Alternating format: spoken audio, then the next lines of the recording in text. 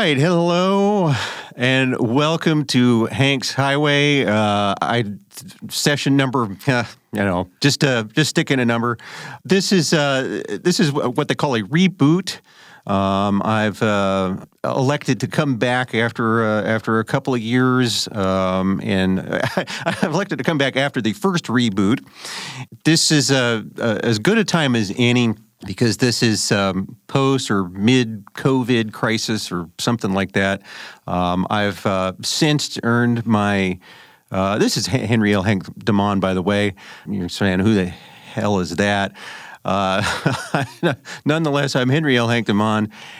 Originated a program called Hank's Highway, and this is the reboot, and it's actually a reboot of a reboot. And I don't know how many times it's going to take to reboot this thing. It's getting to be like an old lawnmower now, but hopefully, well, you know what you do with a lawnmower. You just put it out on the curb and wait for somebody to pick it up, and then you go to the store and buy a new one. This is the new lawnmower, the new Hank's Highway. I have, as is per my tradition, I have in the studio with me, because it's not good for man to be alone. I have Tina Hepler Sperry in the booth across from me. Hello. And we were just commenting how it's funny because I've met Tina once before, but I feel like I already know her because she works for my wife. My wife and her work together for a company called Riverbend, and I'll talk a little bit toward the end of this program a little bit more about Riverbend, but. How are you? I'm well, thank you. It's good to be out of quarantine. Yeah, you're trapped in a little booth there. And I'll try anything new to get out of quarantine. I wanted to make this program, and I'll explain Tina's presence here in a minute, and she'll be like, okay, yeah, thanks for explaining that to me. I'm glad I know why I'm here now. I can't wait to hear this. Yeah.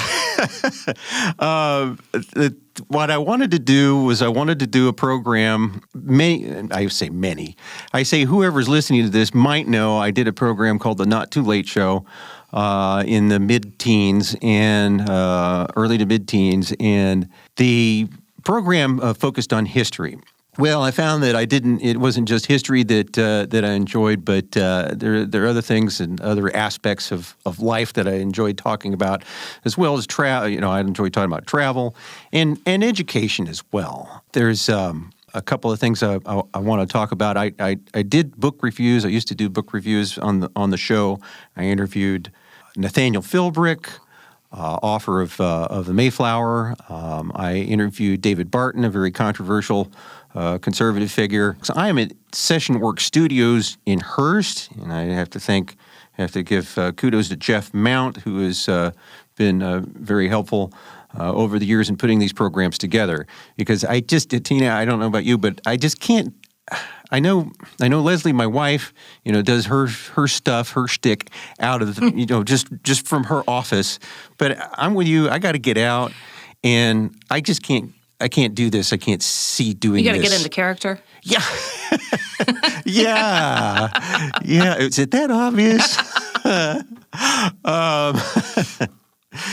She's got a point there. I was that kid in high school that just I was kind of a wallflower, and it took me a while to get warmed up to people. But I don't know, something about being enclosed in a booth with a microphone shoved in my face. It just makes it that much more comfortable. Good.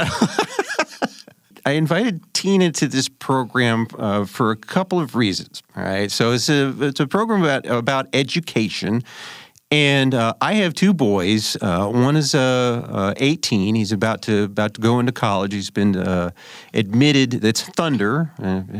He's 18. He's been admitted to the University of Houston, the Hilton Hospitality Program. We're very, very pleased with him, and I'll share his story. I'll extend his story a little bit later, but I also have a 12-year-old son who has aspirations to be a weather guy, and I'll share some stories about him and about those adventures. I invited Tina to the program because she's doubled that. She's got 4 kids, 3 of whom are in the teenage years. Hence another reason I'm here in the studio. Yeah. Yeah. Yeah, exactly, right? Hey, Dad, can you help me with something? No. Mom. But three of them are in the teenage years. Are three of them all in middle school? I have one in high school. Let's see, she'll be a junior. I have going to be a freshman in high school, and then a middle schooler, and then one just finished second grade. Yes, yeah, right. And then there's four. You have an elementary kid, and so you've covered all three of the over and over and over. Yeah. So you got high school, middle school, and elementary school, and that's so e-learning was interesting with all three schools going on. Yeah. Okay. So tell me, tell me about it. You got anything you could tell me? Get ahead share with there? me? No, you're fine. No, I just kept looking for the teacher's lounge. Like, there's got to be where can I take just a 5-minute break? But no, all the respect for the teachers. But no, the older ones handled it on their own. Our school district did a great job of equipping them and jumping into it quickly. The second grader, that was a little more interesting. Math has changed.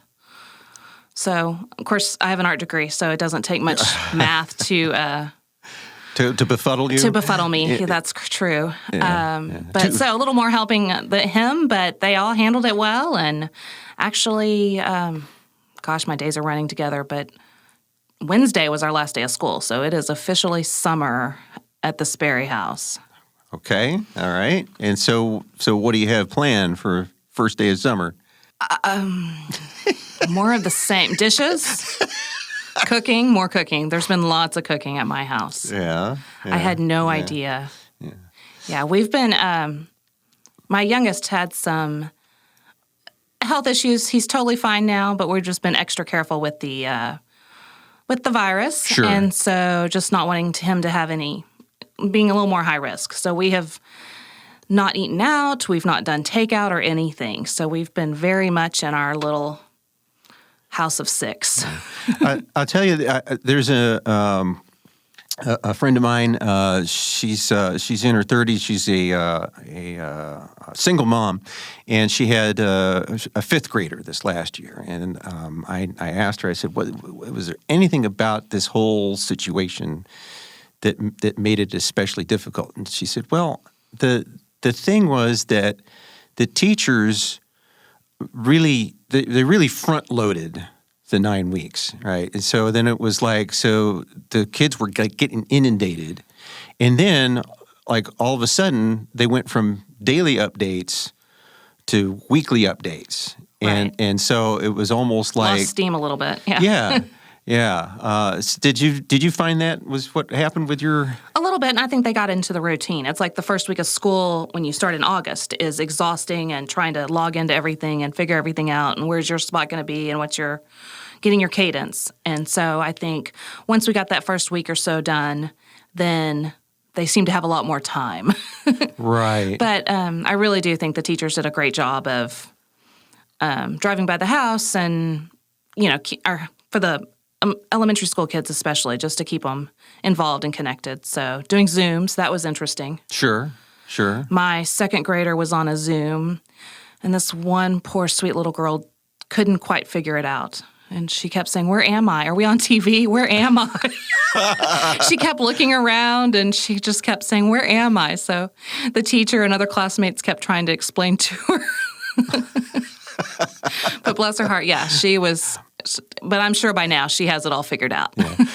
So was there any difficulty in technology or trying to stay focused online? Just our Wi-Fi. Yeah. Okay. All right. So it was all right. Yeah, it was 6 people Zooming, and the school district helped us out with some laptops, and then I set up my son on an old computer in the corner of my office so I could kind of help him and keep him on task. And the girls were pretty much on their own with their devices, and it was funny. They would say, "Okay, we're going to PE," and they would go run. All right. And they would kind of team up and do that together, so that was good. But, yeah. I've enjoyed it. I mean, I worry about the economic aspect and stuff, but not driving constantly, not running kids back and forth and schedules. And we've done some stuff that we would have never done. I had a bread machine. Who knew? I didn't even remember I had gotten it as a wedding gift. The kids have been making bread. They made butter.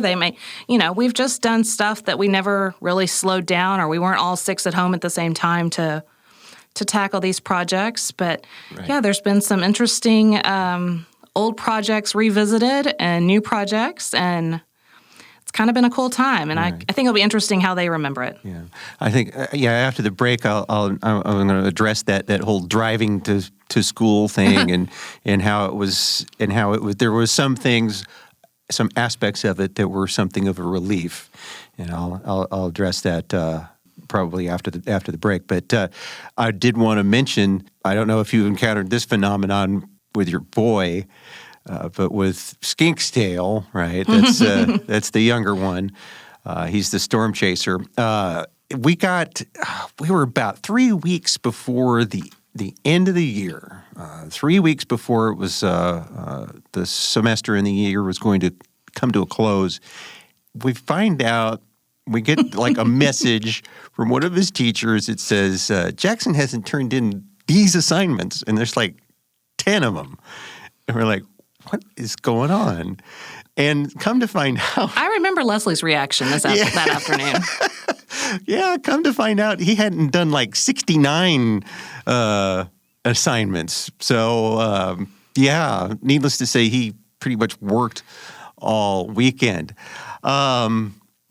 And I'm surprised that he was able to get it all done in the weekend. But I think what the deal is particularly, and I don't know if this is true with your school, but particularly with the elementary kids, I guess that they're just giving them something that's like a touch, Yes. just like, are you there? And then, it takes them like 10 seconds to do the assignment, Look this up online or write an answer to this question. And they gave us a schedule for the little kids that, included morning snack and what time to start. And we didn't go by any of that. So he just kind of sat down and plowed through it because he was tardy every day. There was no way he was going to start his day at that point. Yeah. And he was even true in a few days. So we're going to have a parent conference about that. But no, he kind of touched base. And our district I hope this is officially how they ended up deciding to do it, but they repeated the grades from the third quarter. So things were being checked, things were supposed to be done, but there weren't grades because there's so many different socioeconomic issues and technology and kids taking care of younger siblings and kids working, and it wasn't fair to grade and have those grades stand with them. So right. Yeah. Since Skinksdale, he goes to a private school, so they were a little more stringent. They were a little more rigid where we are. But nonetheless, one teacher, the way she put it was that they sort of dialed it back, right? They had to dial it back. A little curve, yeah. Yeah. All right. Well, I'm going to take a break, and we'll come back after the break. All righty, welcome back to Hank's Highway. I hope I said highway before, not Hank's Handheld. Hank's Handheld was another thing that I did, another project. That was another reboot? That was a different... different boot? That never got rebooted, unfortunately.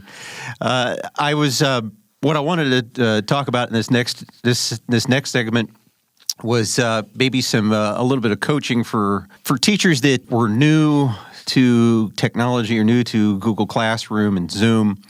I encountered some interesting things at the district where I work. I work for a charter district. The charter is based in Arlington, Texas, but the school that I worked at was actually based in Cedar Hill, and where we do things at Cedar Hill, we do things a little bit differently.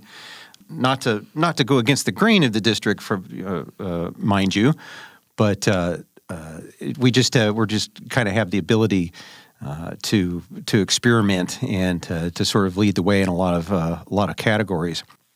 Google Classroom, and I was talking before the break about Skink's Tail, my 12-year-old, and about how he decided, to sort of at the last minute try to put something together and actually, show up to finish strong.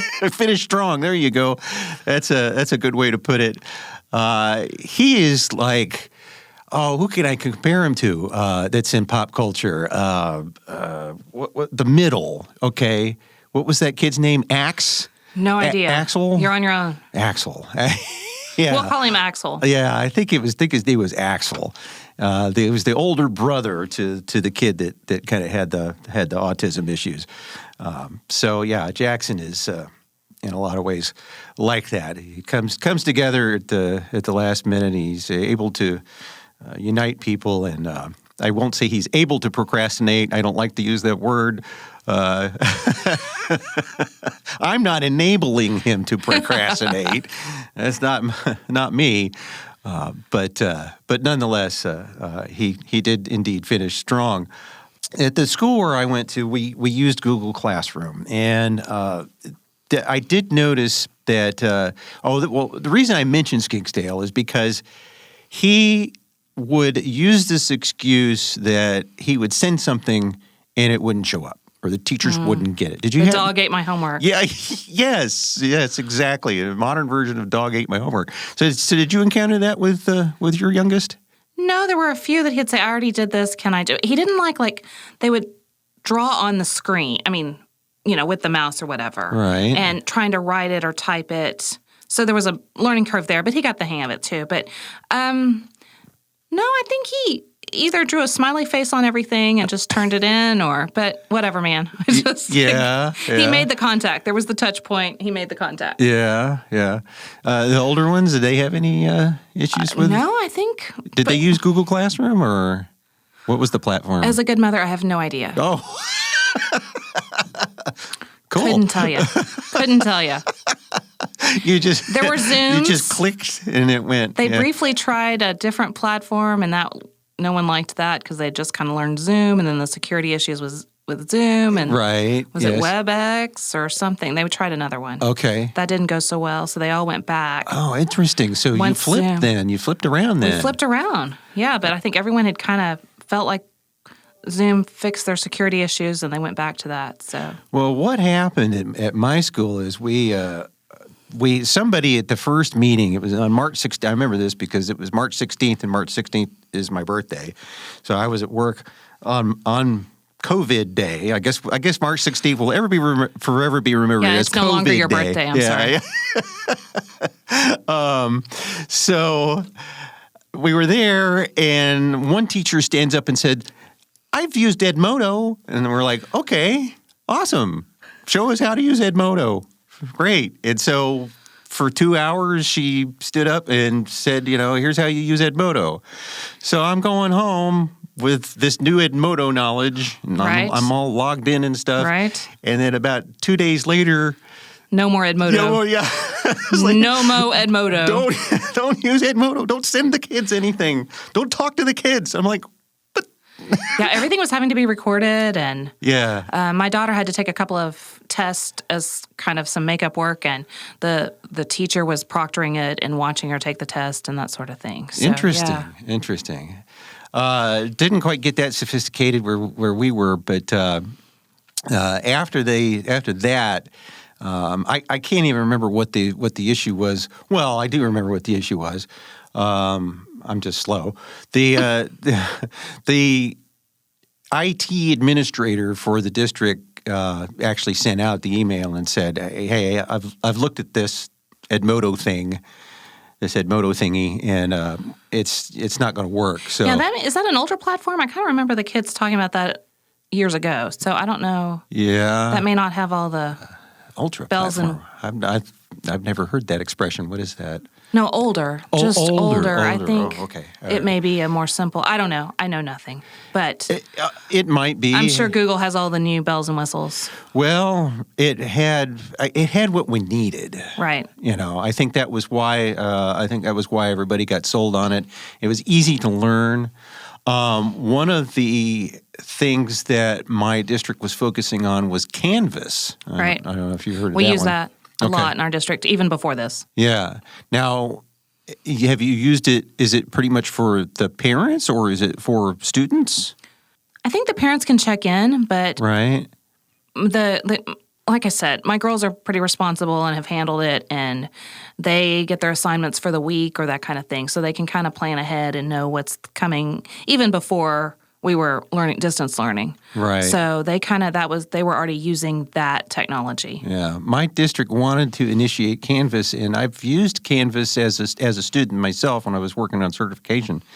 And, oh, man, it's hurts my head. It hurts my head just thinking about it. And I used to work in corporate training. Right. So to me, Canvas is a platform to be used by trainers to develop, training materials for student use and teacher use.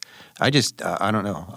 I have my doubts. Our district started using it a couple years ago, and the Okay. teachers were putting all the assignments in there, and if someone missed school, they could access their assignments there. They could access notes, that kind of thing. So Well, maybe the kids have just taken to it quicker than... Maybe so. And what I've been told is that there's going to be plenty of training about it, which is woo-hoo. Well, I think this is all just laying groundwork in case there's another wave of this mess or, Sure. how things change. So I think we're just all learning together. Yeah. Skinks Tail, used the excuse, this was getting lost. And I did notice that I had several students who I would get a notification and I'd go to the assignment and there would be nothing there. And so I don't know. This is something that teachers might have to struggle with if they use this platform. Is that okay? Was the student honest? Right. And it just went was a glitch into the ether, right? Or are they just typing something in just so that they can get in on time, right? So that maybe the teacher will look at it and go, but that's life. I mean, there's technical issues with corporate, it happens. Right. Yes. Yeah, exactly. And I'm glad you bring that up because when we used Zoom, now we went to Zoom as a platform for the actual meetings with for the students. Staff meetings or with students? Well, for both. Both. Yeah.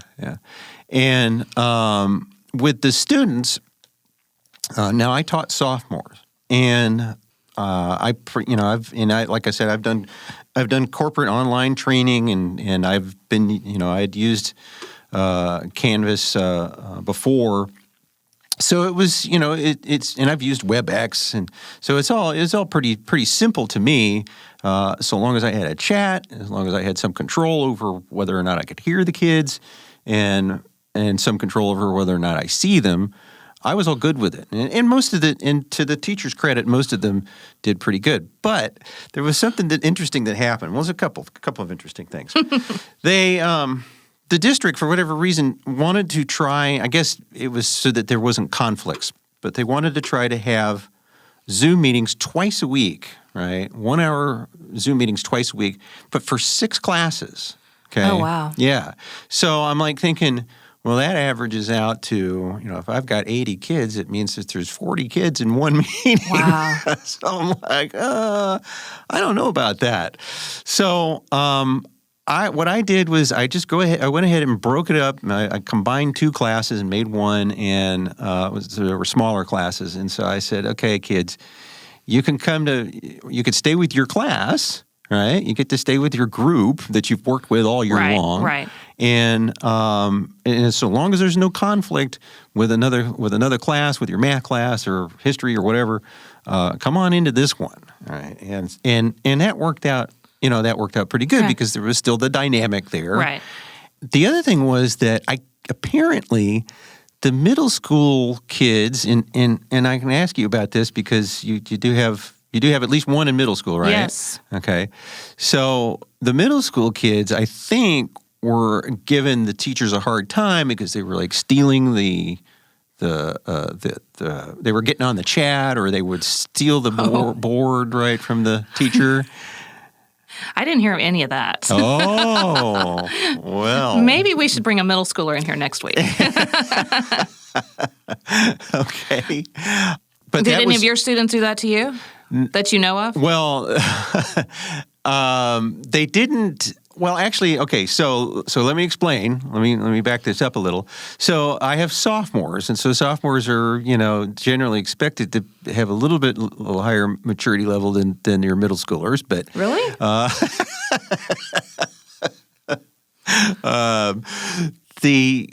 I did have one student who took it from me, took the board or whatever from me, and started drawing and stuff. And I was like, hey. Can we wait on that? Yeah.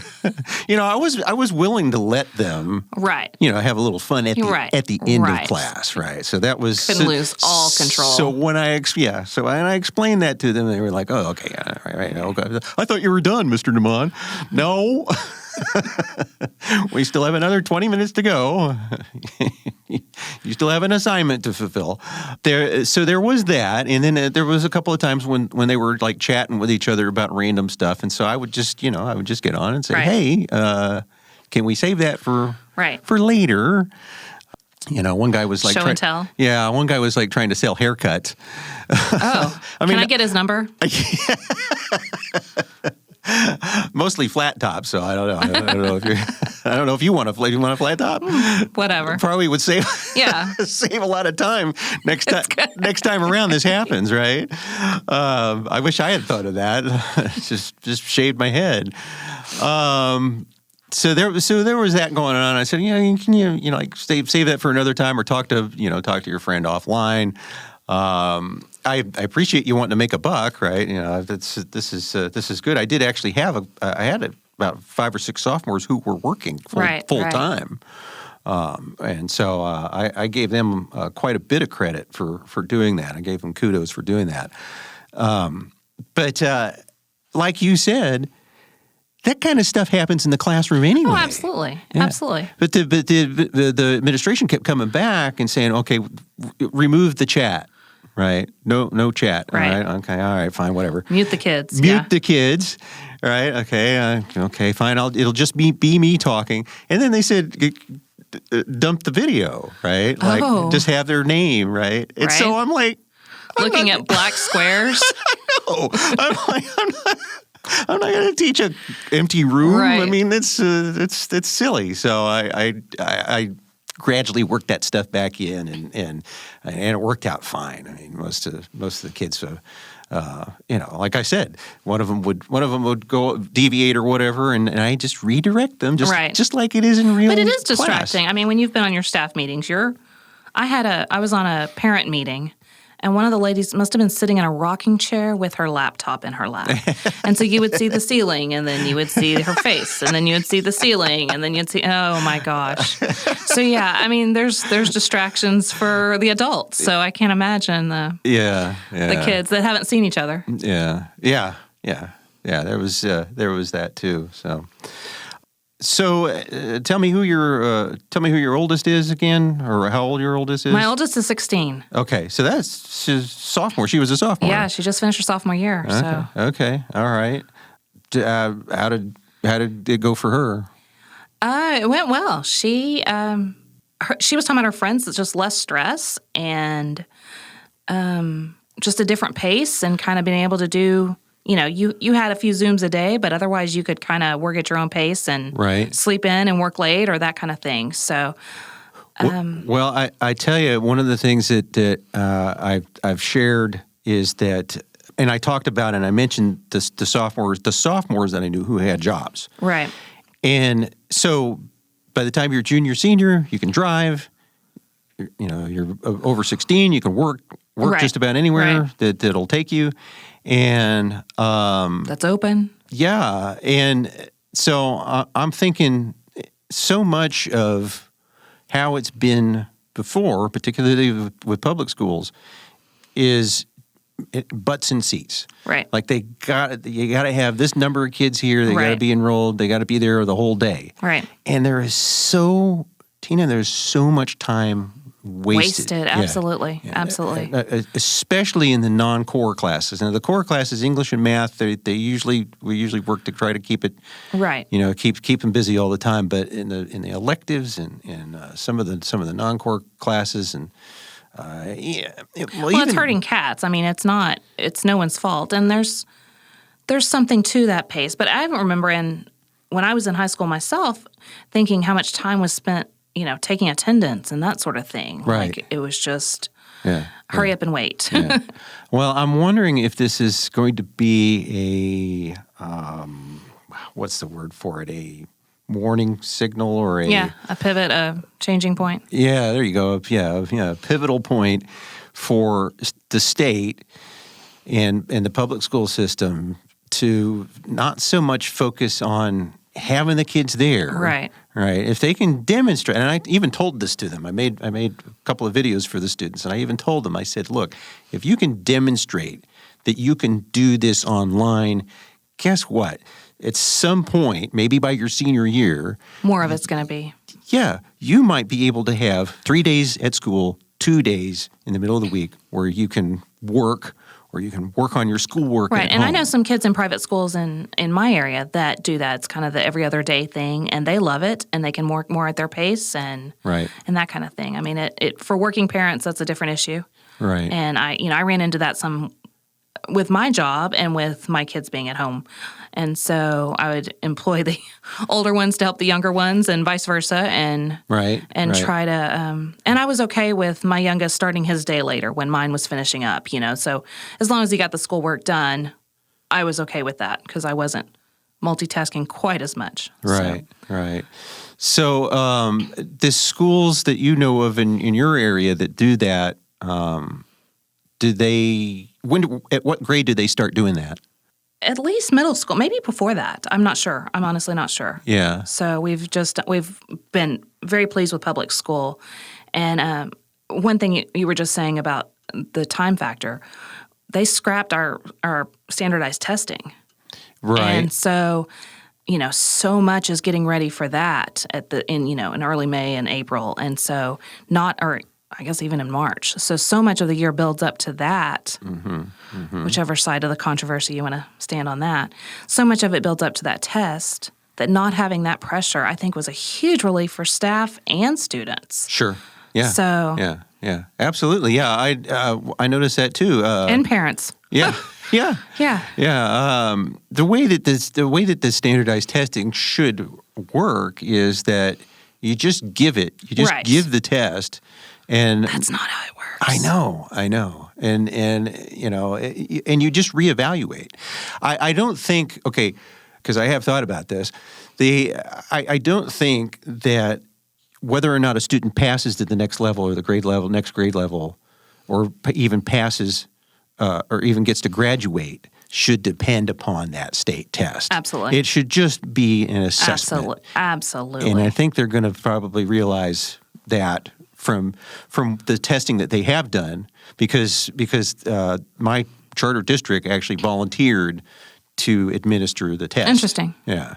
So it's because the state wanted to know something. Right. No, I understand that, needing that data, but depending on, how the student is a test taker and what their special accommodations are, I mean, there's so many variables. Yes. And you know that with your boys, and I've got kids that yeah, struggle with that. I'm going to take a break here because I feel like it. And that's a good reason. Yeah. When we come back, I've got at least one book review here that I wanted to talk about. So. Okay. All right, I'm back. This is Enriel Hank Damon with Hank's Highway, a rebooted podcast focusing primarily on education issues, but also I try to throw in some history and stuff like that, and some special guests. My special guest this week is Tina Hepler-Sperry, who's been one of the reasons I wanted her here is because if you ever join her on Facebook, if you ever manage to make a friend with her, she's got some of the funniest stuff out there. I tell you, it's therapy. Yeah, and it's all true. And I think it's kind of ironic that a little bit ironic that you're not familiar with the show The Middle, because I don't watch TV that much, but my wife and I were big fans of the show, and we would watch it once a week. And that's like the last TV show I've binge watched. But it's about a family that's, you know, a typical American family, but, you know, there's levels of dysfunction to it. Right. And just how they handle it, how they handle the dysfunction. So it's relatable. Yeah, emotionally. I'll check it out. Yeah. I think I'll have some extra time the next few weeks, not driving kids. Yeah. The one of the other objectives I had for this program, like I told you at the beginning of the thing, that I interviewed. I had some pretty good interview guests, some good authors to talk to and interview. I sometimes think that you have a new appreciation for a book when you get to actually talk to the author or listen to their thought processes and how they put it together.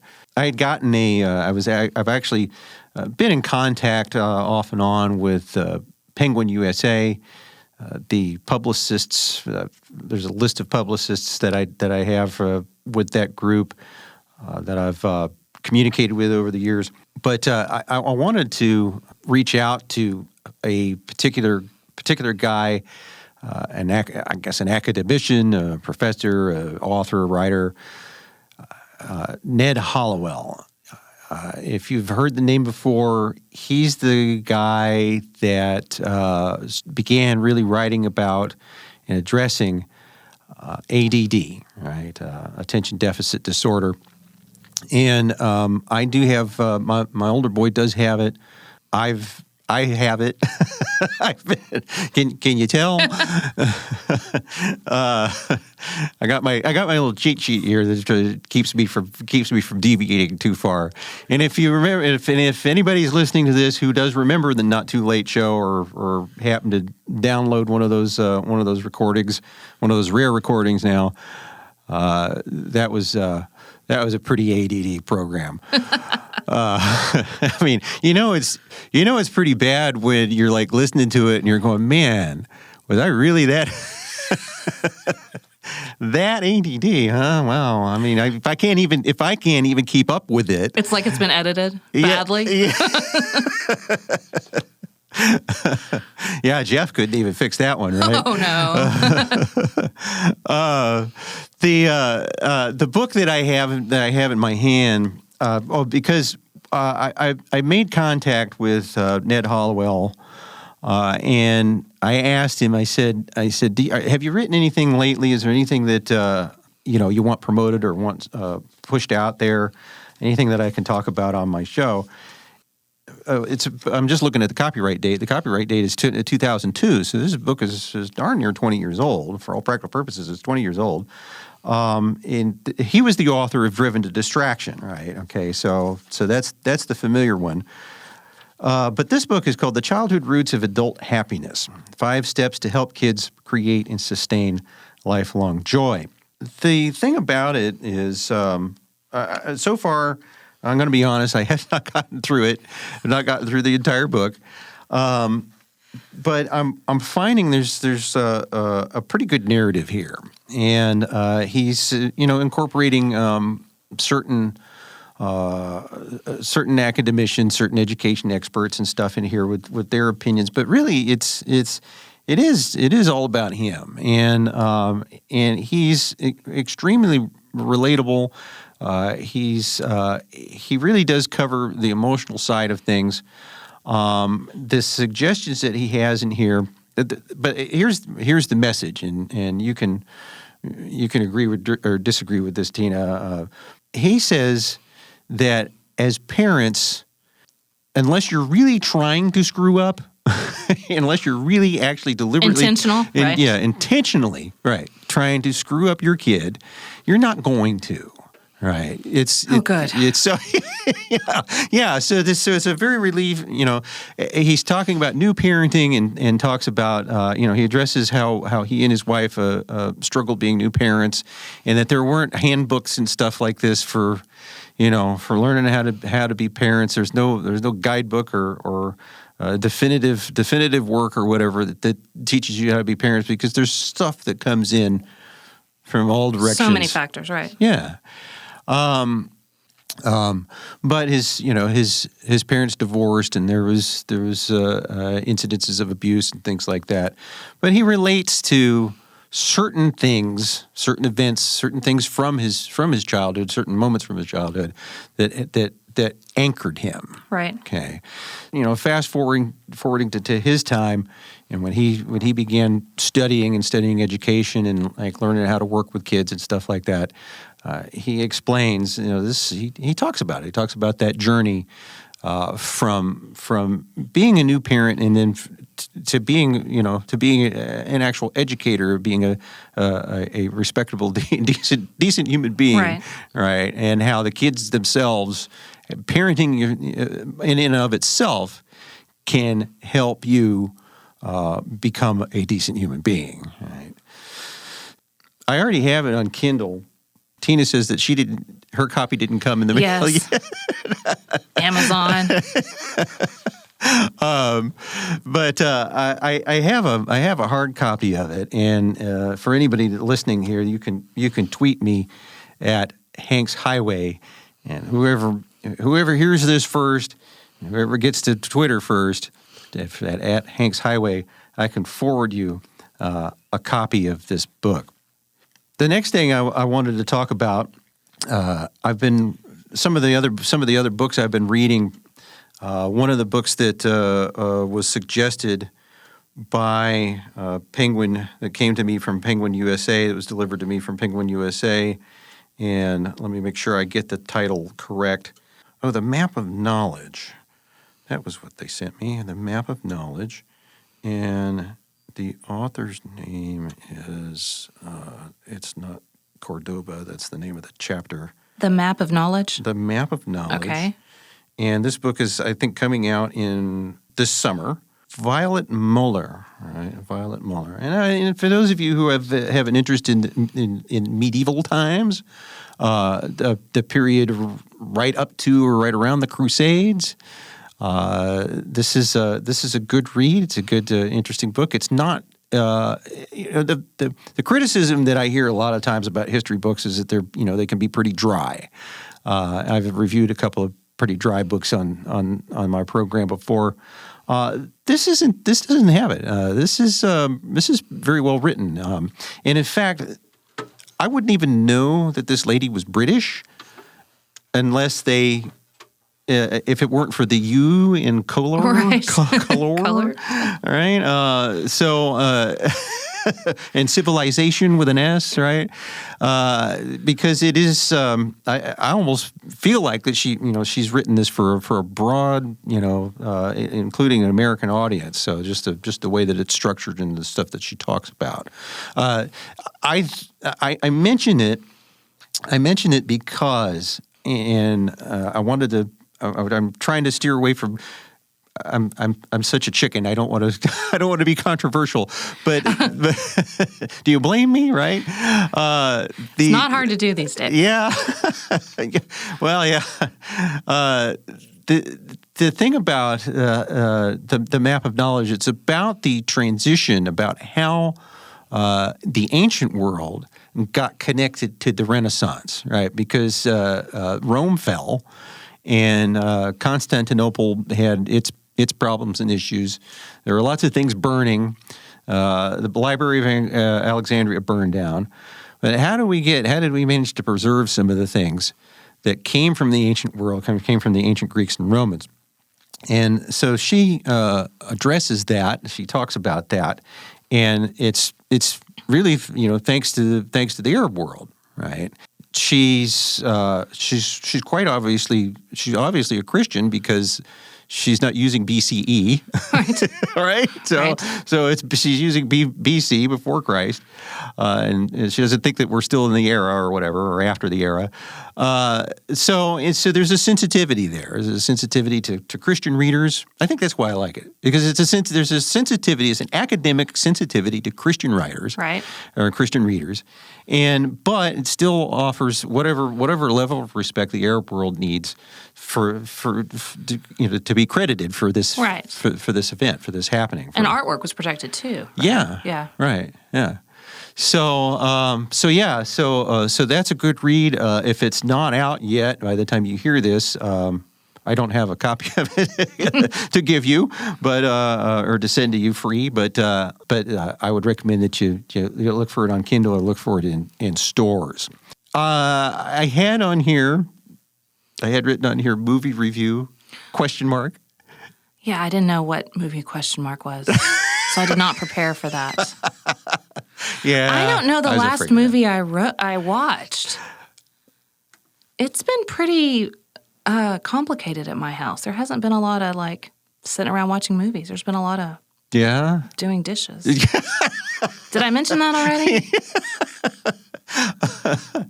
I know. I've got a list of things to do. I got to clean the grout, the mold off of the grout in the bathroom. I've refinished a table. I heard about that. Yeah. Yeah, big props from the wife for that. Yeah. Oh, well, good. I'm glad to hear that. She approved.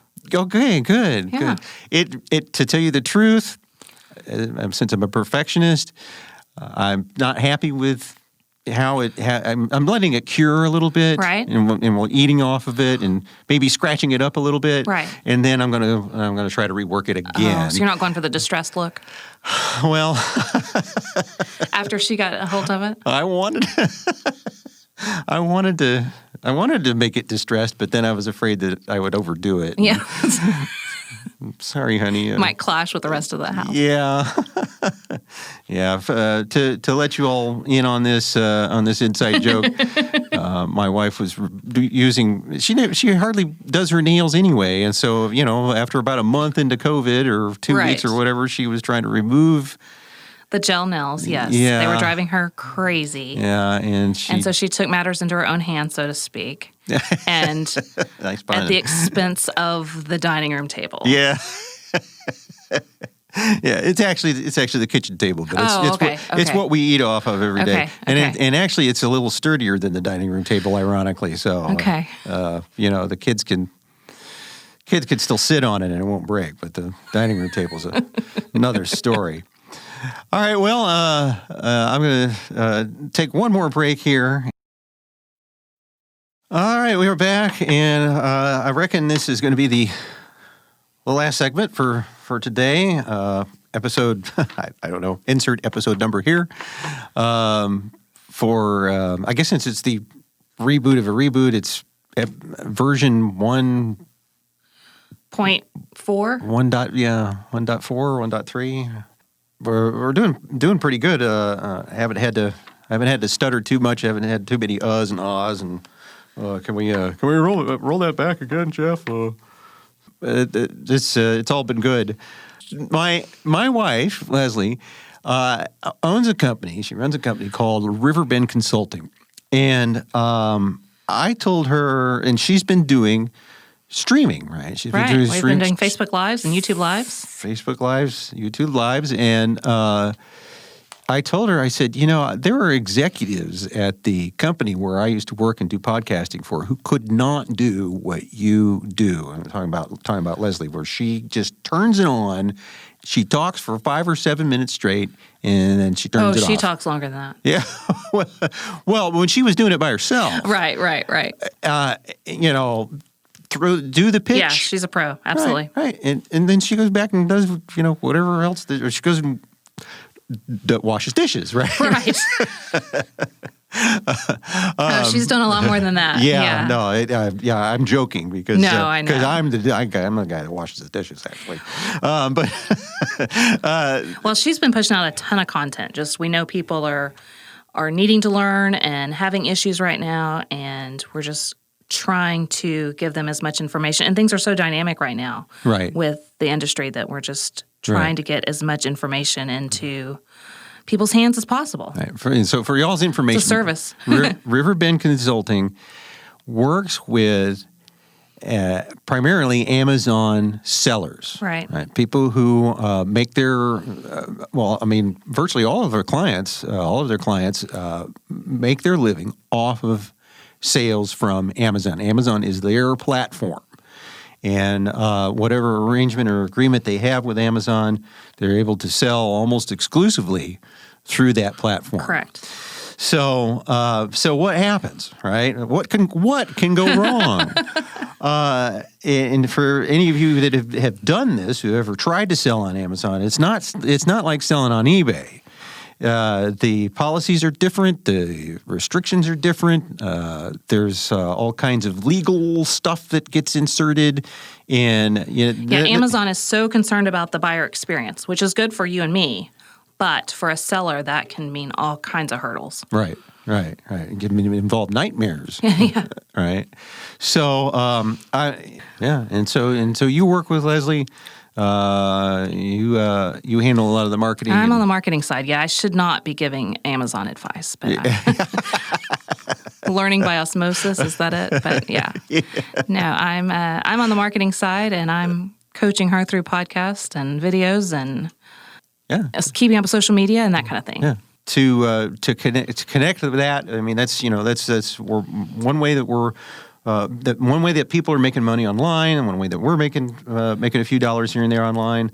But if you are an Amazon seller, or if you've ever had an interest in trying to sell online, you might check them out. Check out Riverbend Consulting. I have my own shtick too. I sell on Teachers Pay Teachers, since I am a teacher and I like to get paid every once in a while. I have some curriculum that I've developed over the years. I've also taught social studies as well as English. English just happens to be what I'm teaching right now. And I should have some curriculum or some ideas that I think people will enjoy that I'll try to push out. Is that middle school, high school? Over the summer. So high school primarily. Okay. But a lot of the stuff that seems to do well and sell well on my account is really more relatable for middle school. Right. Younger. I have these things called correcto maps, and what it is I've taken regions of the world and broken them down like geography. It's a geography lesson. Right. But I've labeled them. I've labeled the names of the countries, but I've labeled them all wrong. It's a puzzle. Yeah. So So it would be like if I tried to label a map. Sure. but because I do know what the name of the country is, I either do puns or so it's a. I never say this word right. A mnemonic. I'm not even going to try to help you after hearing that. We'll take your word for it. It's a Greek word, and right. it means memory, right? It's just another word for mnemonic. Is that right? Yeah. No, How did you say that right the first time? I had to get your voice out of my headset first. Oh, gosh. I've been trying to say that word forever. Okay. So, yes, it's one of those devices. And so it's also an exercise in editing. So I've got a few of those out there on my account. It Hank's Highway. Hank's Highway is the account name for the Teachers Pay Teachers. So if you're a teacher and you have an interest in something like that. I also have something called State or Dish. And I'd like for you to play this with me, Tina. Okay. So I'm going to name a word. It's a Spanish word. Okay. Spanish word. And you're going to tell me if it is a state of Mexico. Okay. Or if it is an actual dish, something that you would order at a restaurant in Mexico. Mm-hmm. All right, you ready? Queso? Okay, I got not that easy. Okay. I hope it's not that easy. I've got this one. All right. Here, the first one is Michoacán. State. Yes, that's correct. Michoacán is a state. So, somebody keeping track of this? Sure. Points. I don't know, 5 points each or something. That one actually that was a tricky one because that is an actual cuisine. Right. But it's named after. But it's named after the state of Mexico, yeah. All right. Tricky, Hank. Escamoles. I'm going to say dish. That is a dish. That is correct. Chiapas. Dish. That's a state. Oh, oops. I'm getting hungry. Campeche. Dish. It's a state.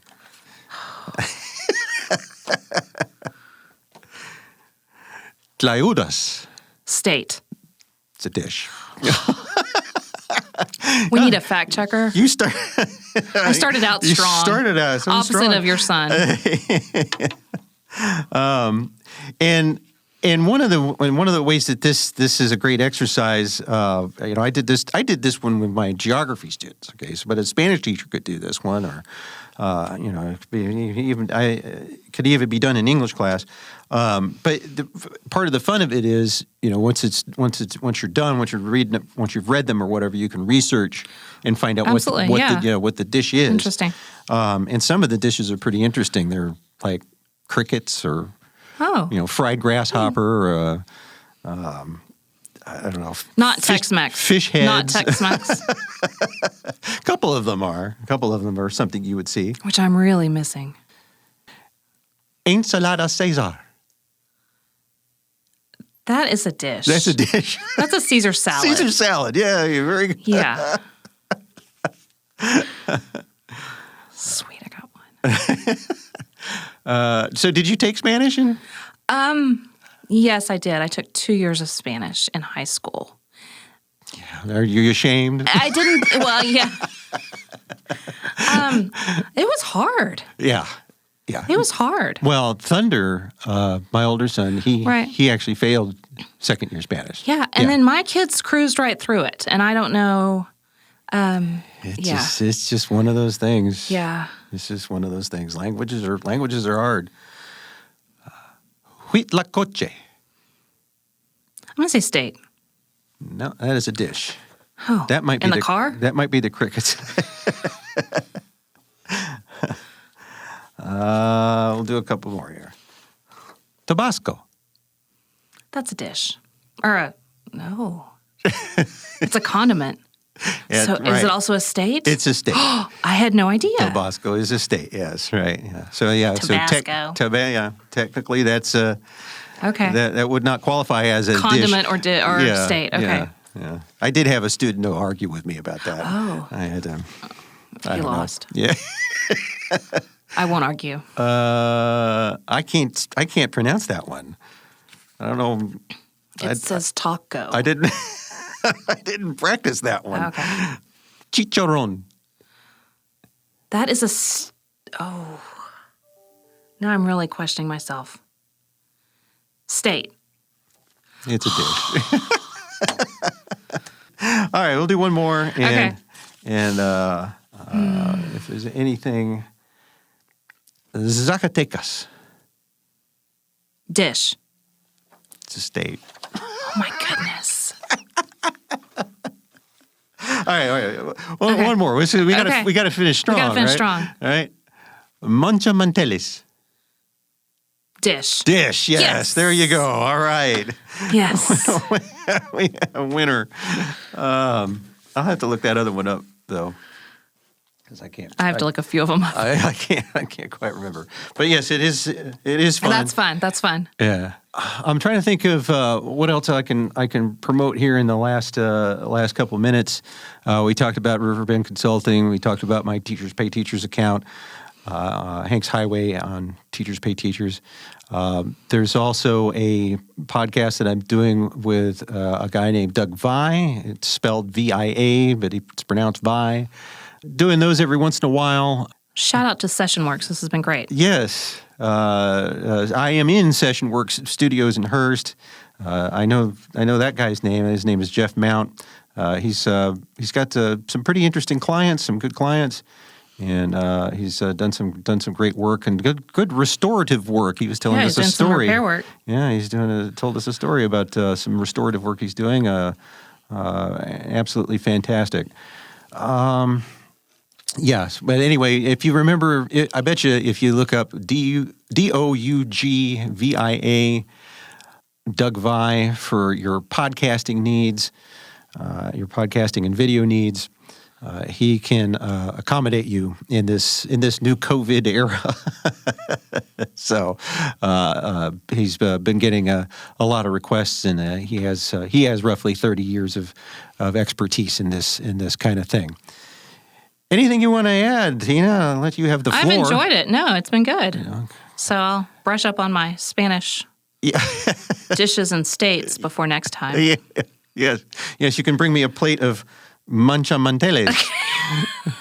I don't even remember. That might be the crickets. I don't know. Okay. So in that case, don't bring me the manchamanteles. Okay. Deal.